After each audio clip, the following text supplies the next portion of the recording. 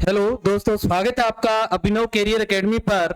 अपने चर्चा कर रहे थे राजस्थान सीईटी के विज्ञान विषय से संबंधित, और उसमें अपने 2-3 टॉपिक जो थे वो कंप्लीट कर लिए थे। आज नए टॉपिक के साथ, नया टॉपिक है अपना अम्ल, क्षार और लवण। कौन सा टॉपिक है? अम्ल, क्षार और लवण। तो आज इनमें अपने अम्ल और क्षार के ऊपर मुख्य रूप से बात करने वाले हैं। लवण के ऊपर अपनी कल की क्लास में देखेंगे, जो लवण परिवार है, यानी कि उसके ऊपर डीपली से हम कल पूरी अच्छे से चर्चा करेंगे। आज अपने ओनली अम्ल और क्षार के ऊपर अच्छे से चर्चा करेंगे। इसमें किस तरीके के जो प्रश्न है वो आपसे पूछे जाते हैं। तो चलते हैं पहले अपने अम्ल और क्षार में अम्ल पर। किस पर आते हैं? अम्ल पर। अम्ल क्या होता है? वे अम्ल से पहले अपने एक टॉपिक है सूचक। यानी कि सूचक क्या होते हैं कि वे पदार्थ जो अपने को ये बताए कि ये पदार्थ अम्ल है या फिर क्षार है, ये सूचना दे, अपने को इस बात की सूचना दे कि ये पदार्थ अम्ल है या क्षार है। वो क्या है? सूचक है। वो क्या होते हैं? सूचक है। और सूचक जो होते हैं वो मुख्य रूप से, ध्यान दें, जो सूचक है वो मुख्य रूप से 3 प्रकार के होते हैं। कितने प्रकार के होते हैं बच्चे? 3 प्रकार के। एक तो होते हैं प्राकृतिक सूचक। कौन से होते हैं? प्राकृतिक सूचक। और एक होते हैं संश्लेषित सूचक। संश्लेषित सूचक। और एक होते हैं गंधीय सूचक। कौन से? आगे गंधीय सूचक। ये 3 प्रकार के सूचक होते हैं अपनी। सूचक जो है, यानी कि सूचक वे पदार्थ जो अपने को इस बात की सूचना दे कि ये पदार्थ अम्ल है या क्षार है, वो क्या होते हैं? सूचक होते हैं। और सूचक जो है वो 3 प्रकार के हैं। कौन कौन से? प्राकृतिक, संश्लेषित और गंधीय सूचक। प्राकृतिक सूचक वे होते हैं जो प्राकृतिक स्रोत से प्राप्त किए जाते हैं। क्या? प्राकृतिक स्रोत से प्राप्त किए जाते हैं। वो कौन से होते हैं? प्राकृतिक सूचक होते हैं। संश्लेषित सूचक वो होते हैं जो प्रयोगशाला में मानव द्वारा निर्मित किए जाते हैं। वो कौन से होते हैं? संश्लेषित सूचक होते हैं। गंधीय सूचक वो होते हैं जो गंध के द्वारा, क्या? गंध के द्वारा अपने को किसी गंध के माध्यम से या रंग के माध्यम से इस बात की सूचना दे कि ये अम्ल है या क्षार है। वो कौन से होते हैं? गंधीय सूचक होते हैं। जैसे यहां अपने एक लिटमस की बात करें। लिटमस जो है ये कौन सा सूचक है? प्राकृतिक सूचक है। कौन सा है? प्राकृतिक सूचक है। इसके अलावा लिटमस के अलावा अपने और क्या ले सकते हैं? जो गोपी होती है ना, गोपी। कौन सी? गोपी जो है ये भी एक प्राकृतिक सूचक है। गोपी भी क्या है? एक प्राकृतिक सूचक है। गोपी के अलावा आप हल्दी ले सकते हैं। क्या? हल्दी। ये भी एक क्या है? प्राकृतिक सूचक है। क्या है? प्राकृतिक सूचक है। मेथिल ऑरेंज और फिनोल्फ्थलीन, ये दोनों कौन से हैं? संश्लेषित सूचक हैं। कौन से हैं? संश्लेषित सूचक हैं। ये दोनों कौन से सूचक हैं? संश्लेषित सूचक हैं, मेथिल ऑरेंज और फिनोल्फ्थलीन। पीछे जो पटवार वैकेंसी आई थी उसके अंदर फिनोल्फ्थलीन पूछा था, क्वेश्चन के अंदर आया था कि फिनोल्फ्थलीन किस प्रकार का सूचक है, तो ये के संश्लेषित सूचक है। तो इस प्रकार के क्वेश्चन पूछ लिए जाते हैं। आपको दे देगा कि लिटमस किस प्रकार का सूचक है, तो लिटमस किस प्रकार का सूचक है बच्चे? प्राकृतिक सूचक है। पूछ ले मेथिल ऑरेंज किस प्रकार का सूचक है, तो मेथिल ऑरेंज किस प्रकार का है? संश्लेषित सूचक है। इसी प्रकार फिनोल्फ्थलीन ये भी क्या है? संश्लेषित सूचक है। और जो गंधीय सूचक है, इसको अपने ओल्फैक्टरी इंडिकेटर्स भी बोल सकते हैं। जो गंधीय सूचक होते हैं, कौन से? गंधीय सूचक है, इसको ये बोला जाता है गंधीय सूचक। आजकल इंग्लिश में नाम देने लगे हैं, तो इंग्लिश वाले नाम भी आप साथ साथ में याद रखें बच्चे। गंधीय सूचक की बात करें तो जैसे है वेनिला। क्या? वेनिला। इसके अलावा लौंग। कौन है? लौंग। प्याज। कौन सा आ गया? प्याज। ये गंधीय सूचक के अंतर्गत आ जाते हैं। किसके अंतर्गत आ जाते हैं? गंधीय सूचक के अंतर्गत आ जाते हैं। वेनिला का तेल लिख सकते हैं आप। ठीक है, वेनिला, लौंग, प्याज, है ना, ये कौन से हैं? गंधीय सूचक हैं। कौन से हैं? गंधीय सूचक है। तो समझ में आई बात? सूचक पढ़ा हमने। सूचक क्या है? सूचक यानी कि वे पदार्थ जो अपने को इस बात की सूचना दे कि ये पदार्थ अम्ल है या क्षार है, सूचक कहलाते हैं। और सूचक है वो मुख्य रूप से 3 प्रकार के हैं। कौन कौन से? प्राकृतिक सूचक, संश्लेषित सूचक और गंधीय सूचक। प्राकृतिक सूचक कौन से हैं? प्राकृतिक सूचक वे सूचक है जो प्राकृतिक स्रोत से प्राप्त किए जाते हैं, प्राकृतिक सूचक कहलाते हैं। जैसे लिटमस है और गोपी है, हल्दी है, ये कौन से हो गए? प्राकृतिक स्रोत हो गए। संश्लेषित सूचक जो है, संश्लेषित सूचक कौन से होते हैं? जिनको प्रयोगशाला में मानव द्वारा निर्मित किए जाते हैं, वो कौन से होते हैं? संश्लेषित सूचक होते हैं। और गंधीय सूचक, गंधीय सूचक वो होते हैं जो गंध के माध्यम से अपने को इस बात की सूचना दे कि ये अम्ल है या क्षार है, वो कौन से होते हैं? गंधीय सूचक है। तो मेथिल ऑरेंज और फिनोप्थिलीन है, ये संश्लेषित सूचक है एक प्रकार के। वेनिला, लौंग, प्याज, ये किस प्रकार के हैं? गंधीय सूचक के उदाहरण है। लिटमस पत्र है, ये किसका है? प्राकृतिक स्रोत है। गोपी है, प्राकृतिक स्रोत है। हल्दी है, प्राकृतिक स्रोत है। ओके, हाँ जी, याद रखिए बात आपको। हाँ जी, नेक्स्ट चलते हैं बड़ी अम्ल पर। किस पर आते हैं? अम्ल टॉपिक। अम्ल देखो होता क्या है, पहले तो अम्ल होता क्या है, यानी कि वे पदार्थ जो जलीय विलयन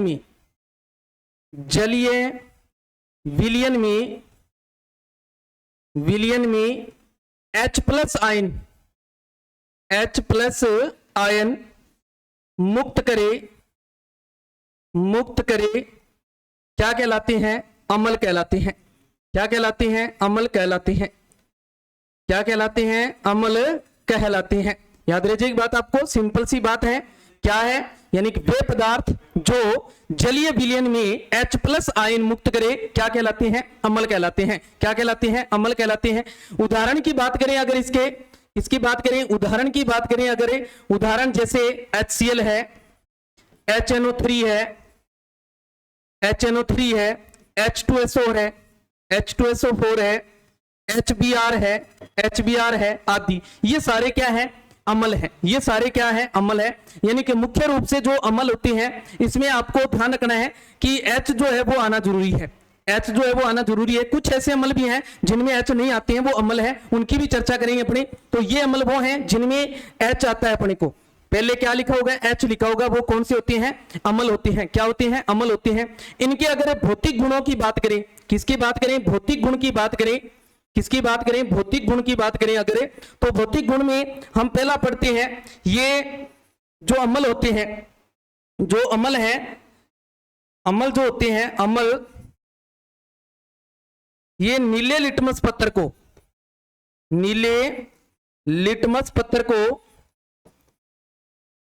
को लाल कर देते हैं। क्या कर देते हैं बच्चे? लाल कर देते हैं। क्या कर देते हैं? लाल कर देते हैं। याद रखना है, ये मुख्य बात है। और क्यों? क्योंकि क्षार में इसका उल्टा होता है। क्षार में क्या होता है? इसका उल्टा होता है। यानी क्षार में लाल वाला है वो नीला होता है, और इसमें अम्ल में नीले वाला जो है वो लाल हो जाता है। तो एक शब्द याद रखना है, अनीला। क्या शब्द याद रखना है? अनीला। क्या शब्द याद रखना है बच्चे? अनीला। अनीला मतलब अम्ल नीले को लाल करता है। अम्ल नीले को लाल करता है। ओके, याद रह जाएगी बात। अम्ल नीले को क्या करता है? लाल करता है। दूसरा इसका जो गुण होता है वो होता है ये स्वाद में खट्टे होते हैं। ये स्वाद में क्या होते हैं? खट्टे होते हैं।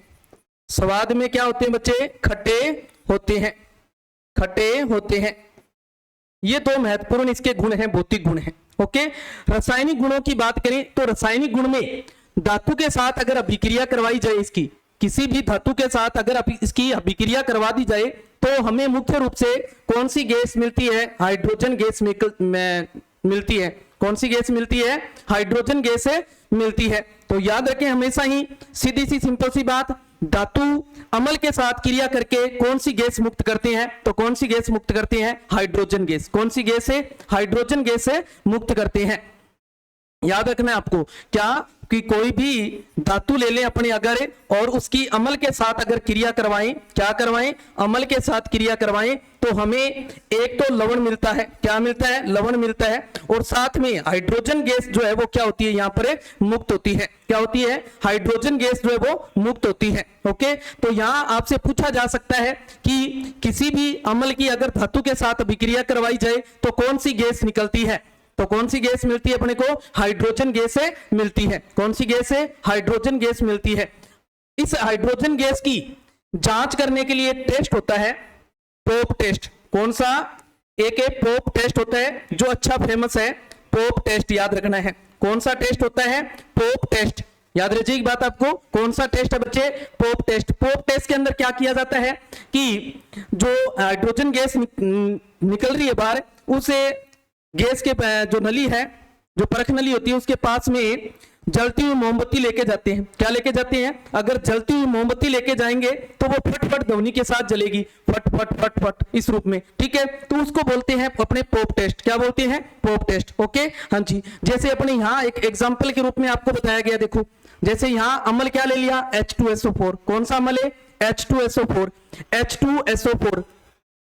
H2SO4 जो अमल है इसको गंधीय अमल भी कहते हैं। कौन से अमल, गंधीय अमल भी कहते हैं इसको। कौन सा अमल कहते हैं, गंधीय अमल। ओके, हाँ जी, तो याद रखना है गंधीय अमल कौन सा है, H2SO4 है। कौन सा है, H2SO4 है।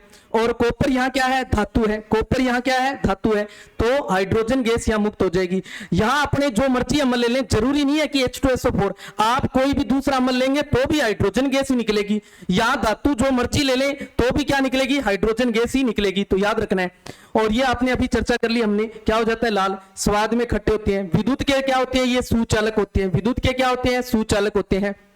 क्यों होते हैं सुचालक, क्योंकि इसके अंदर कौन सी गैस जो है, हाइड्रोजन गैस आयन जो है वो मुक्त होते हैं। कौन से, हाइड्रोजन आयन। जो हाइड्रोजन आयन है ये क्या होते हैं, विद्युत के सुचालक होते हैं, यानी कि विद्युत प्रवाह करने में सहायक होते हैं। इसके अलावा धातु की अगर सोडियम बाइकार्बोनेट के साथ अभिक्रिया करवाई जाए, किसके साथ है, सोडियम बाइकार्बोनेट के साथ करवाई जाए या सोडियम कार्बोनेट के साथ अभिक्रिया करवाई जाए, तो हमें मुख्य रूप से कौन सी गैस मिलती है, CO2 गैस। कौन सी गैस मिलती है, CO2 गैस मिलती है, याद रखना आपको, कौन सी गैस है, CO2 गैस। तो सीधा सा क्वेश्चन बनता है कि अमल की जब बाइकार्बोनेट या फिर कार्बोनेट के साथ अभिक्रिया करवाई जाती है तो कौन सी गैस निकलती है, तो कौन सी गैस निकलती है, कार्बन डाइऑक्साइड गैस। कौन सी गैस है, कार्बन डाइऑक्साइड गैस है, बाहर निकलती है। ओके, याद रखिए बच्चे, हाँ जी, तो कौन सी गैस है, कार्बन डाइऑक्साइड गैस। ओके, हाँ जी, चलते हैं नेक्स्ट पर। नेक्स्ट है कुछ ऐसे स्रोत है जहां से अपने को अमल मिलते हैं। क्या मिलते हैं, अमल। तो ये पूछ लिए जाते हैं ऐसे क्वेश्चन, जैसे सिरका है, सिरका जो अचार होता है, अचार में डालने के काम आता है सिरका, जो इसमें कौन सा अमल होता है, एसिटिक अमल। कौन सा होता है, एसिटिक अमल पाया जाता है इसमें। इमली है, अंगूर है ना, इनमें कौन सा होता है, टार्टिक अमल। कौन सा होता है, टार्टिक अमल होता है। दही में, दही के अंदर लैक्टिक अमल होता है। कौन सा होता है, लैक्टिक अमल होता है। नींबू है, संतरा है, इनमें कौन सा होता है, सिट्रिक अमल होता है। कौन सा है, सिट्रिक अमल है। टमाटर में, टमाटर है, इसके अंदर एक टमाटर आ जाए, पालक ले लो आप, क्या ले सकते हो यहाँ पर, पालक, इसमें भी कौन सा होता है, ऑक्जेलिक अमल होता है। कौन सा होता है, ऑक्जेलिक अमल होता है।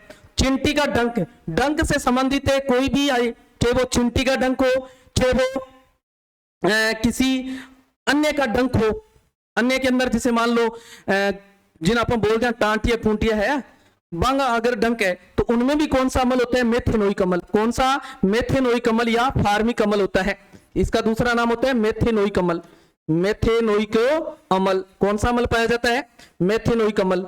यानी कि अपने को जब डंक मारते हैं तो एक जलन होती है, और वो जलन किसके कारण होती है, अमल के कारण होती है। सेब, सेब में कौन सा अमल होता है, मेलिक अमल। कौन सा होता है, मेलिक अमल। सोडा वाटर जो होता है उसमें कौन सा होता है, कार्बोनिल अमल होता है। कौन सा होता है, कार्बोनिल अमल पाया जाता है। तो ये महत्वपूर्ण है जो आपको पूछे जा सकते हैं। चींटी का डंक है या मधुमक्खी का डंक है, इनमें कौन सा होता है, मेथेनोइक अमल है। कौन सा है, मेथेनोइक अमल है।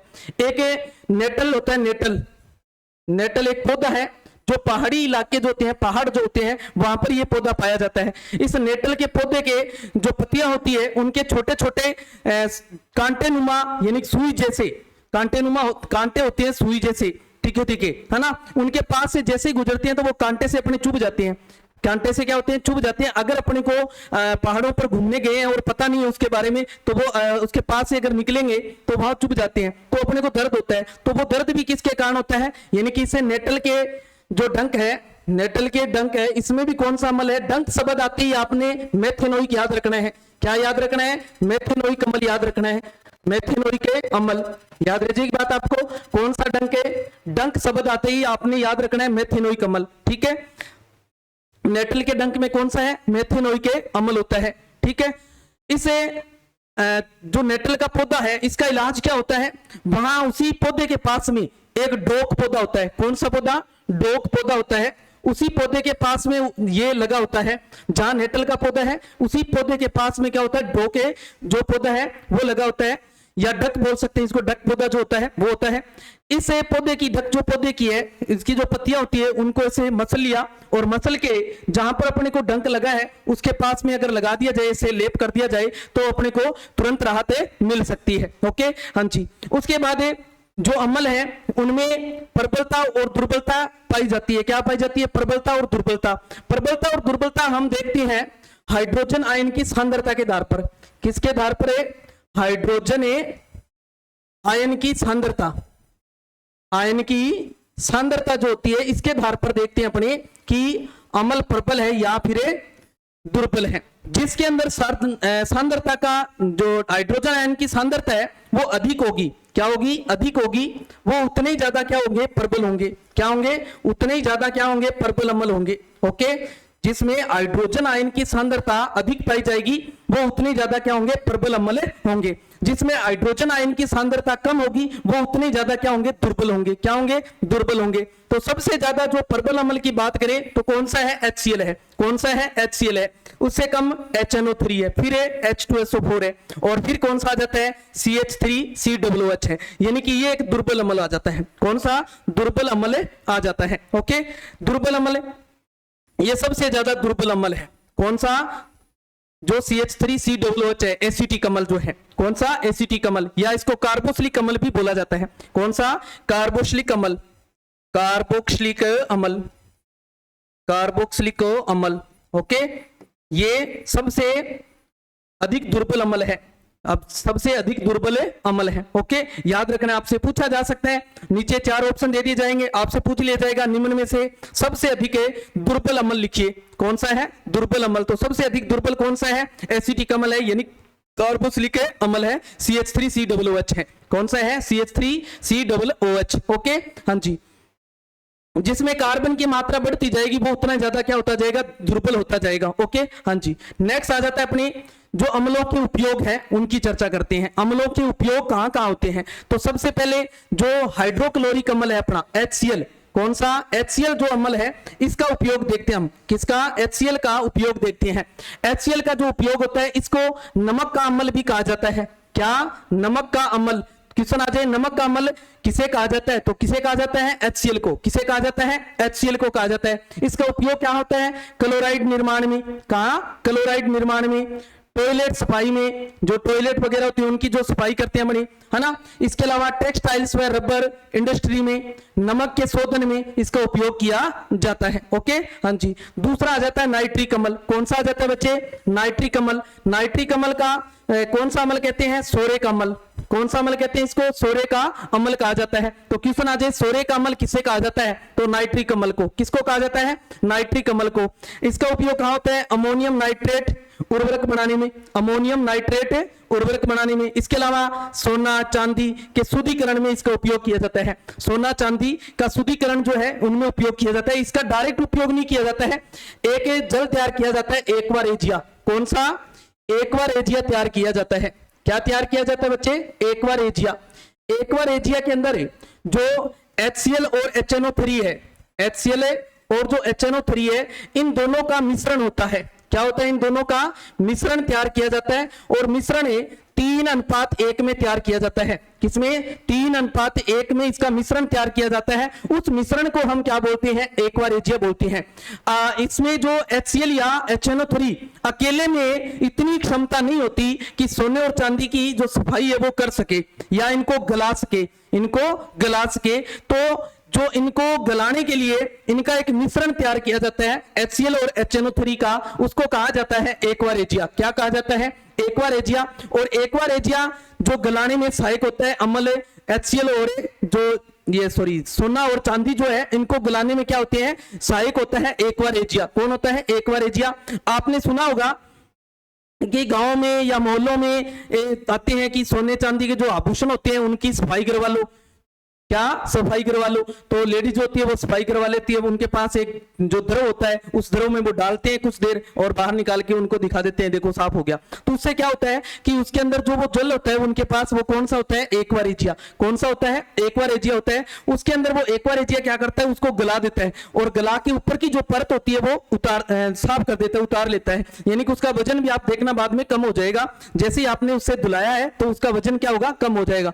तो ओके, तो याद रखना इसका, किसके अंदर जो नाइट्रिक अम्ल का उपयोग है वो सोने चांदी के शुद्धिकरण में भी किया जाता है। इसके अलावा विस्फोटक पदार्थ जो है TNT, जो पटाखे वगैरह बनाने में काम आता है, वो कौन सा अम्ल है? नाइट्रिक अम्ल। तो क्वेश्चन ये पूछा हुआ क्वेश्चन है, पटाखों में किस अम्ल का उपयोग किया जाता है? तो किस अम्ल का उपयोग किया जाता है? नाइट्रिक अम्ल का। किसका? नाइट्रिक अम्ल का। ओके, हाँ जी। इसके अलावा सल्फ्यूरिक अम्ल, कौन सा आ गया? सल्फ्यूरिक अम्ल, जिसको अपने गंधक भी बोलते हैं। कौन सा? गंधक का अम्ल भी कहते हैं इसको। कौन सा अम्ल कहते हैं? गंधक का अम्ल भी कहते हैं। ओके, हाँ जी। इसका उपयोग कहां होता है? एक तो अमोनियम सल्फेट के निर्माण में, एक बैटरियों में, जो बैटरियों में हम अम्ल डालते हैं वो कौन सा अम्ल होता है?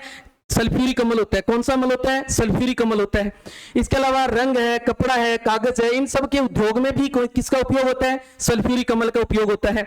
इसके अलावा एसिटिक एसिड जो है, एसिटिक एसिड जो एथिनोइक एसिड है, इसका उपयोग कहां होता है? सिरका बनाने में या अचार बनाने में, दवा के रूप में, फोटो फिल्म निर्माण में या सफेदा बनाने में इसका उपयोग किया जाता है। तो ये अम्लों के उपयोग है।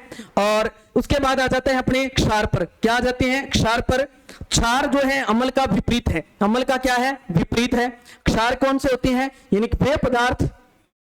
वे पदार्थ जो जलीय विलयन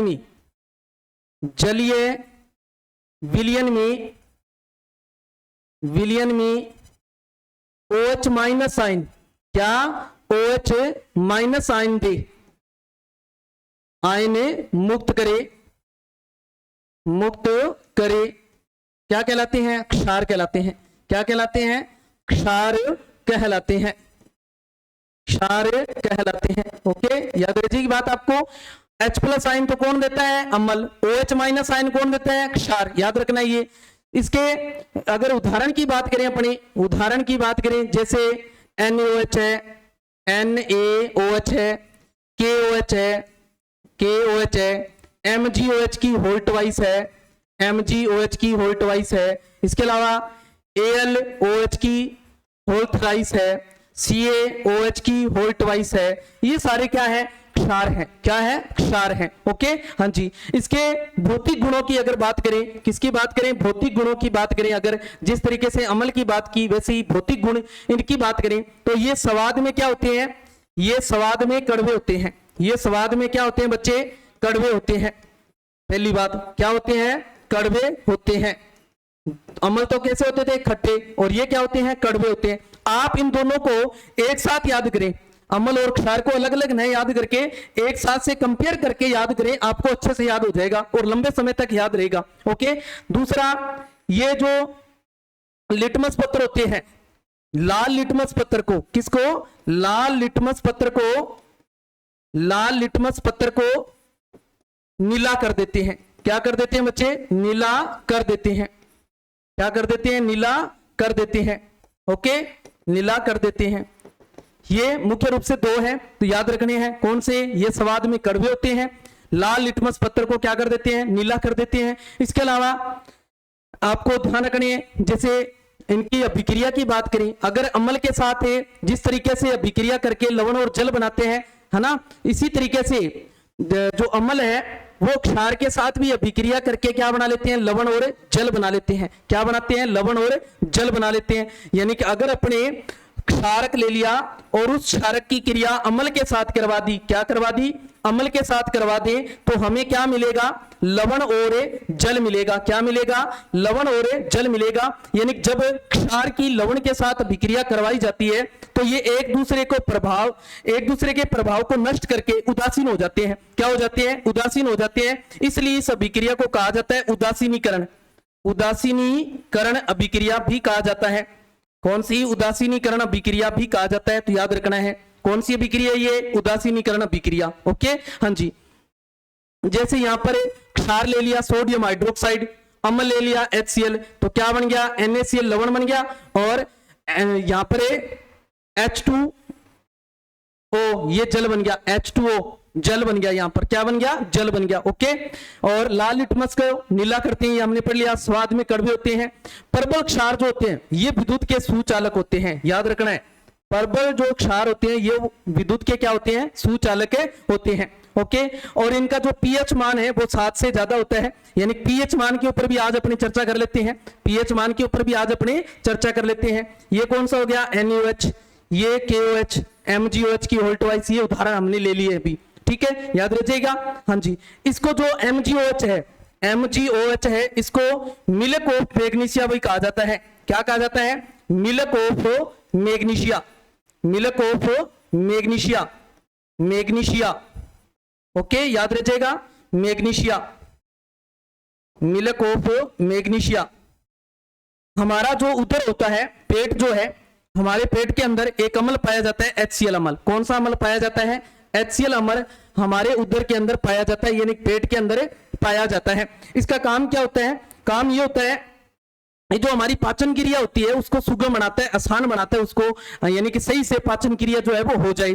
कई बार क्या होता है, हम खट्टे पदार्थ जो है वो अधिक खा लेते हैं, या उस अम्ल की मात्रा जो होती है बढ़ जाती है। क्या हो जाती है, अम्ल की मात्रा बढ़ जाती है, तो हमें एसिडिटी हो जाती है। अपने कहते हैं भी एसिडिटी होगी। क्या होगी, क्या जी मेरे तो गैस बनने लगी, मेरे तो एसिडिटी होगी। क्या होगी, एसिडिटी होगी। तो उस समय अपने जो दुर्बल क्षार होते हैं जैसे MgOH है, मिल्क ऑफ मैग्नीशिया, ऐसे पदार्थों का उपयोग कर सकते हैं। यानी कि ये पेट से संबंधित जो बीमारी है उनके अंदर कोई भी दवा अगर बनाई जाती है पेट से संबंधित है तो उसके अंदर MgOH जरूर डाला जाता है। क्या डाला जाता है, MgOH जरूर डाला जाता है। तो याद रखना है, जो पेट की अम्लीयता है उसको दूर करने में किस क्षार का उपयोग किया जाता है, तो किस क्षार का उपयोग किया जाता है, MgOH का। किसका उपयोग किया जाता है, MgOH का। ओके, हाँ जी। नेक्स्ट है स्पेशल पॉइंट की बात करें, अगर इसमें सभी क्षारक जो है वो जल में घुलनशील नहीं होते हैं। याद रखना इस बात को, जल में घुलते नहीं है सारे के सारे। कुछ जल में घुलनशील होते हैं और कुछ जल में अघुलनशील होते हैं। क्या होते हैं, अघुलनशील होते हैं। जो जल में घुलनशील होते हैं उनको तो क्षार कहते हैं, उनको तो क्या बोल देते हैं, अपनी क्षार बोल देते हैं। और जो जल में घुलनशील नहीं होते हैं वो क्षार नहीं होते हैं, वो क्षार नहीं होते हैं। ओके, प्रबल क्षार की बात करें तो प्रबल क्षार जैसे NaOH है, KOH है, BaOH है ना, ये कौन से आगे, BaOH की होल्ट वाइज। ये कौन से आगे अपने पास है, प्रबल क्षार आगे। दुर्बल क्षार की बात करें AlOH की 3 है, CaOH की होल्ट वाइज है, NH4OH है। ये कौन से आगे अपने दुर्बल क्षार, ये कौन से आगे, दुर्बल क्षार आगे। ये जो मिट्टी की जो अम्लीयता होती है, मिट्टी के अंदर अगर मिट्टी की जो अम्लीयता होती है, यानी कई बार मिट्टी के अंदर अम्लीयता बढ़ जाती है तो उस अम्लीयता को दूर करने में, अम्लीयता को दूर करने में उपयोग किया जाता है इसका। किसका उपयोग किया जाता है, कैल्शियम हाइड्रोक्साइड का। किसका, कैल्शियम हाइड्रोक्साइड का उपयोग जो है वो कहां किया जाता है, मिट्टी की अम्लीयता को दूर करने में कैल्शियम हाइड्रोक्साइड का उपयोग किया जाता है। और पेट की अम्लीयता को दूर करने में किसका उपयोग किया जाता है, यानी कि जो एसिडिटी बन जाती है अपनी, एसिडिटी जो बन जाती है, इसको खत्म करने के लिए हम एंटासिड का प्रयोग करते हैं। किसका, एंटासिड का प्रयोग करते हैं, यानी कि एंटासिड लेते हैं हम। तो एंटासिड में मुख्य रूप से हम क्या ले सकते हैं, MgOH की होल्ट वाइज ले सकते हैं। क्या लेते हैं, MgOH की होल्ट वाइज जो है वो लेते हैं। ओके, हाँ जी। नेक्स्ट है क्षारकों के उपयोग की बात करें। जैसे हमने अम्ल के बात की, अम्लों के जो उपयोग है वैसे ही क्षारों के भी उपयोग होते हैं। जैसे NaOH का उपयोग जो है वो साबुन बनाने में किया जाता है। किसके निर्माण में, साबुन के निर्माण में NaOH का उपयोग किया जाता है। MgOH की होल्ट वाइज का उपयोग पेट संबंधी बीमारियों की जो दवाइयां होती है चाहे वो पेट से संबंधित किसी भी प्रकार की दवाई है, उसके अंदर किसका उपयोग होता है, MgOH की होल्टवाइज का। NH4OH का उपयोग जो है वो कपड़ों से ग्रीस के धब्बे हटाने में जो उपयोग किया जाता है वो किसका है, कौन सा होता है, वो NH4 होता है। और CaOH की होल्टवाइज, इसका उपयोग चूने व पानी में पीओपी या ब्लीचिंग पाउडर बनाने में जो है उपयोग होता है वो किसका होता है, कैल्शियम हाइड्रोक्साइड का होता है। किसका होता है, कैल्शियम हाइड्रोक्साइड का उपयोग होता है। ओके, हाँ जी। चूना पोतने में भी क्षारकों का उपयोग किया जाता है। इसके अलावा एसिड से जलने पर मरहम पट्टी बनाई जाती है, जो अगर किसी अम्ल से अपने जल गए हैं और उस पर मरहम पट्टी लगाई जाती है तो उसमें भी क्या होता है, क्षार होता है, ताकि उस अम्ल के प्रभाव को वो नष्ट कर सके और उदासीन हो जाए। चमड़े के ऊपर से बाल साफ करने में भी अम्ल इसका क्षार का उपयोग किया जाता है। कठोर जल को मृदु करने में भी इसका उपयोग किया जाता है। कठोर जल को मृदु करने में भी इसका उपयोग किया जाता है। MgOH अभी बताया मैंने, इसको मिल्क ऑफ मैग्नीशिया कहते हैं। ये पेट की अम्लीयता को भी दूर करने में काम आता है। CaOH, इसको बुझा हुआ चूना भी कहते हैं। क्या कहते हैं, बुझा हुआ चूना। इसका उपयोग घरों की पुताई करने में किया जाता है, घरों की पुताई करने में किया जाता है। याद रखें, देखो 2-3 नाम है ये। एक तो है CaO, इसको बोलते हैं बिना बुझा हुआ चूना, बिना बुझा हुआ चूना, बुझा हुआ चूना, बिना बुझा हुआ चूना, जो अपने घरों में सफेदी करने के लिए जो कली सी लाते हैं अपने, कली वगैरह जो होती है ना, वो कौन सा होता है, कैल्शियम हाइड्रोक्साइड होता है, यानी कि CaO होता है। क्या होता है, CaO होता है। अब हम उसमें लाके क्या करते हैं, हम उसके अंदर क्या कर लेते हैं, पानी डाल लेते हैं। क्या डाल लेते हैं, जल डाल देते हैं। जैसे ही जल डालेंगे तो अपने पास वो एक घोल बन जाएगा, CaOH की होल्टवाइज। क्या बन जाएगा, कैल्शियम हाइड्रोक्साइड का एक घोल बन जाएगा। और साथ में यहाँ क्या निकलती है, उष्मा भी निकलती है। साथ में क्या निकलती है, उष्मा भी निकलती है। जो यहाँ पर कैल्शियम हाइड्रोक्साइड जो बना है अपना, ये बुझा हुआ चूना कहलाता है। ये कौन सा है, बुझा हुआ चूना, बुझा हुआ चूना कहलाता है। तो याद रखना है, बुझे हुए चूने का सूत्र क्या है, तो कैल्शियम हाइड्रोक्साइड है, यानी CaOH की होल्टवाइज होती है। और बिना बुझा हुआ चूना पूछे तो CaO होता है। एक आता है CaCO3, कैल्शियम कार्बोनेट। क्या नाम है, कैल्शियम कार्बोनेट। क्या नाम है बच्चे, कैल्शियम कार्बोनेट, कैल्शियम कार्बोनेट। ठीक है, इसको चूना पत्थर कहा जाता है। क्या कहा जाता है, चूना पत्थर, चूना पत्थर, या इसको संगमरमर भी बोल देते हैं अपने, संगमरमर, या इसको खड़िया पत्थर भी बोल देते हैं अपने। क्या बोल देते हैं, खड़िया पत्थर भी बोल देते हैं इसको। तो याद रखना है, खड़िया पत्थर का सूत्र क्या है, तो CaCO3 है। बुझे हुए चूने का पूछे CaOH की होल्टवाइज है, बिना बुझे हुए पूछे तो CaO है। तो ये 3 याद रखना है आपने, इसमें पूछा जा सकता है आपसे। इसके अलावा लोहे का जो निष्कर्षण है उसमें भी क्षारकों का उपयोग किया जाता है, क्षारकों का उपयोग किया जाता है। अब अम्ल और क्षार से संबंधित जो सिद्धांत दिए हुए कुछ वैज्ञानिकों ने, उन सिद्धांत से संबंधित बात पूछ ली जाती है। तो पहला सिद्धांत आता है आर्हेनियस का सिद्धांत। किसका, आर्हेनियस का सिद्धांत आ जाता है। किसका सिद्धांत आता है, आर्हेनियस का।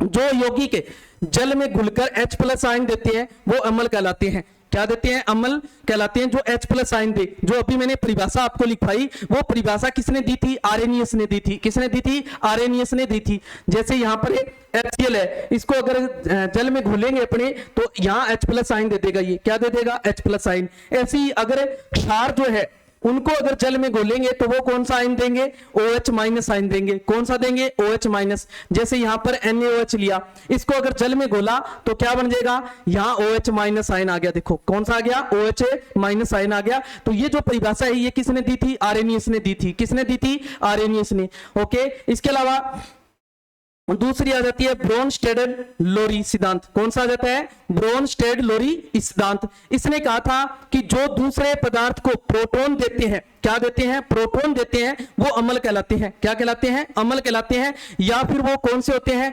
प्रोटोजेनिक कहा जाता है इन्हें। क्या कहा जाता है, प्रोटोजेनिक कहा जाता है। और जो पदार्थ है दूसरों से प्रोटॉन लेते हैं, प्रोटॉन क्या करते हैं, लेते हैं, वो क्षार होते हैं और इनको प्रोटोफिलिक कहलाते हैं।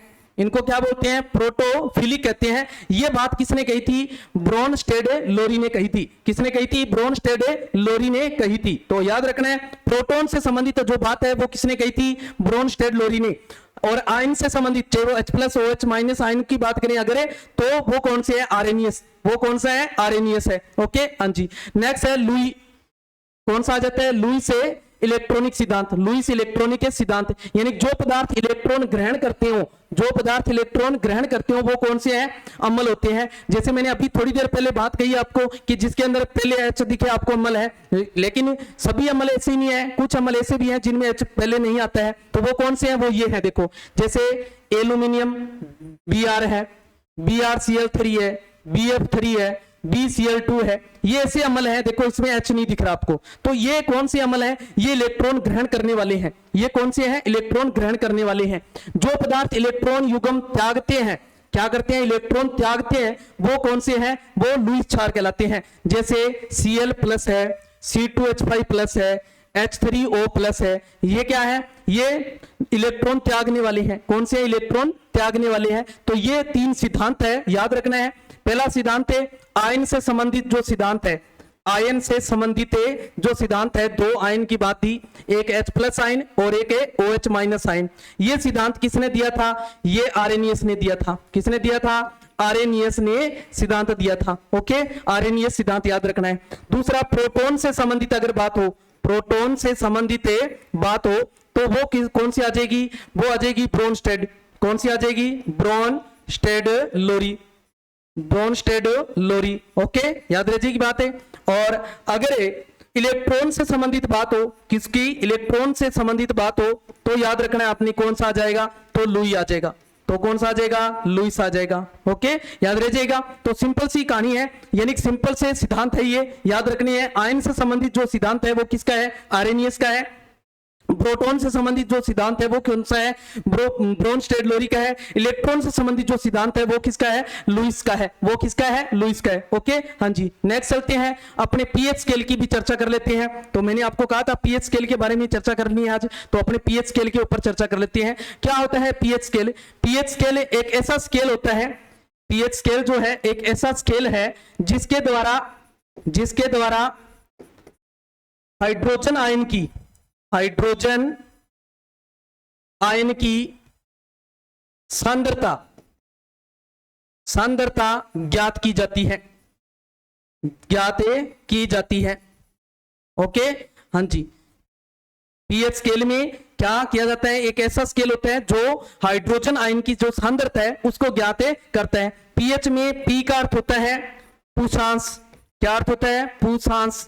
पूषांश या पावर कह सकते हो आप। क्या कह सकते हो? पावर। ठीक है, पावर यानी शक्ति। क्या? शक्ति। और H, यहाँ H क्या बताता है? H बताता है हाइड्रोजन आयन की सांद्रता। हाइड्रोजन आयन की सांद्रता बताता है, ये हाइड्रोजन आयन की सांद्रता जो है वो बताता है। हाइड्रोजन आयन की सांद्रता जो है वो बताता है H यहाँ पर। ओके, तो ऐसा स्केल है जिसके ऊपर 0 से लेके 14 तक के अंक लिखे होते हैं। क्या लिखे होते हैं? 0 से लेके 14 तक के अंक लिखे होते हैं। अगर किसी पदार्थ का मान जो है वो पीएच स्केल पर 0 से 7 के बीच में दिखाता है, यहां तक अगर 0 से 7 के बीच में दिखाता है अगर, तो वो कौन सा है? अम्ल है। तो वो कौन सा है? अम्ल है। और अगर 7 के बाद यानी 8 से 14 के बीच में अगर दिखाता है, यानी 7 के बाद वाला दिखाता है, तो वो क्या है? क्षार है। तो वो क्या है? क्षार है। तो वो क्या है? क्षार है। और जो 7 दिखाता है वो कौन सा हो जाएगा? उदासीन। वो कौन सा हो जाएगा? उदासीन हो जाएगा। कौन सा हो जाएगा? उदासीन हो जाएगा। ओके, जिससे पदार्थ के अंदर पीएच स्केल यानी पीएच मान जो है, जिस पदार्थ का जितना कम होगा वो उतना ही ज्यादा क्या होगा? अम्लीय होगा। वो उतना ही ज्यादा क्या होगा? अम्लीय होगा। अर्थात जितना कम होता जाएगा वो उतना ही ज्यादा प्रबल अम्ल होता जाएगा। और अगर पीएच स्केल पर मान जो है उसका जितना ज्यादा होता जाएगा वो उतना ही ज्यादा क्या होता जाएगा? प्रबल क्षार होता जाएगा। क्या होता जाएगा? प्रबल क्षार होता जाएगा। तो याद रखना है, इसी विलयन में उपस्थित हाइड्रोजन आयनों की सांद्रता ज्ञात करने के लिए जिस स्केल का प्रयोग किया जाता है वो कौन सा है? पीएच स्केल है। इसमें अगर पीएच का मान 7 है तो वो विलयन कौन सा होता है? उदासीन विलयन होता है। अगर पीएच का मान 7 से ज्यादा है तो वो कौन सा है, क्षारीय विलयन है। अगर पीएच का मान 7 से कम है तो वो अम्लीय विलयन है, तो कौन सा है, अम्लीय विलयन होता है। हाइड्रोजन आयन की जो सांद्रता है वो कम और अधिक होती है, कम और अधिक होती है इसके अंदर। ओके, याद रखिए बात। हाँ जी, नेक्स्ट है कुछ पदार्थ ऐसे हैं जिनका पीएच मान आपसे पूछ लिया जाता है, जिनका पीएच मान पूछ लिया जाता है। जैसे जठर रस है, जठर रस का पीएच मान लगभग 1.2 होता है। कितना होता है, 1.2 होता है। नींबू का रस, नींबू के रस का होता है लगभग 2.2। शुद्ध जल, शुद्ध जल का पीएच मान होता है 7। रक्त यानी कि रुधिर जो है, रुधिर जो है खून अपना, है ना, उसका कितना होता है, 7.4 होता है, यानी क्षारीय होता है ये। मिल्क ऑफ मैग्नीशिया अभी हमने पढ़ा, MgOH की होल ट्वाइस, MgOH की होल ट्वाइस जो अभी पढ़ा हमने, ये कौन सा है, इसका पीएच मान कितना होता है, 10 होता है। NaOH सोडियम हाइड्रोक्साइड कितना होता है, 14 होता है। कितना होता है, 14, ये प्रबल है। अम्लीय वर्षा, अम्लीय वर्षा का कितना होता है, 5.6 से कम होता है। कितना होता है, 5.6 से कम होता है। शरीर का जो पीएच मान होता है, शरीर का, हमारे शरीर का जो पीएच मान है वो 7 से 7.8 के बीच काम करता है, 7 से 7.8 के बीच काम करता है। जो लार होती है अपने मुंह की, उसका पीएच मान कितना होता है, 6.5 होता है। अगर अपने मुंह का पीएच मान, मुंह का अगर पीएच मान, मुंह का पीएच मान जो है, पीएच मान वो 5.6 से कम हो जाए, अगर 5.6 से क्या हो जाए, कम हो जाए अगर, तो जो हमारे दांतों का इनेमल है, दांतों का इनेमल जो है, इनेमल जो है वो क्या होने लग जाता है, यानी खुरना शुरू हो जाता है, उनका क्षय होना शुरू हो जाता है, यानी दांत खुरने शुरू हो जाते हैं। इसलिए अपने को कहा जाता है कि जब भी खाना खाएं, खाना खाने के तुरंत बाद, चाहे सुबह खा रहे हैं चाहे शाम को खा रहे हैं, तो अपने को जो ब्रुश वगैरह है वो कर लेना चाहिए। यानी जो अपने कोलगेट यूज करते हैं किसी भी प्रकार की है, वो कौन सी होती है, क्षारीय होती है। कौन सी होती है, क्षारीय होती है, जो क्या कर देती है, हमारे मुंह का जो पीएच मान है वो कम, जो अम्लीय होता है उसको उदासीन कर देती है। क्या कर देता है, उदासीन कर देता है।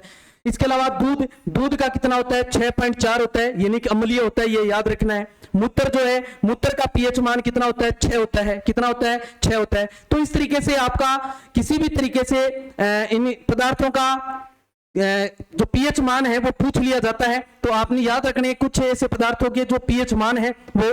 तो आगे लवण परिवार जो है अपना रह गया, लवण परिवार अपने कल करेंगे चर्चा। तो आज के लिए धन्यवाद, और इस क्लास को ज्यादा से ज्यादा शेयर करें ताकि इसे धुआंधार क्लास के साथ वो भी जुड़ सके।